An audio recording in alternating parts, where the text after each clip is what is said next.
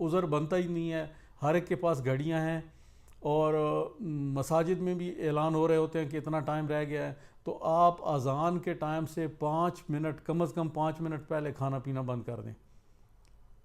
تو اذان کے دوران اگر کوئی کھاتا ہے، اذان جب شروع ہو گئی اللہ اکبر، اس کا پہلا لفظ ادا ہو گیا، یا اذان نہیں بھی ہوئی تو جو ٹائم اذان کا ہو گیا، تو اس کے بعد اگر کسی نے کھایا پیا تو وہ پھر اس کا فاقہ ہی ہوگا، روزہ نہیں ہوگا. تو آپ اس سے بچیں کہ آپ اذان کے دوران نہ کھائیں پئیں.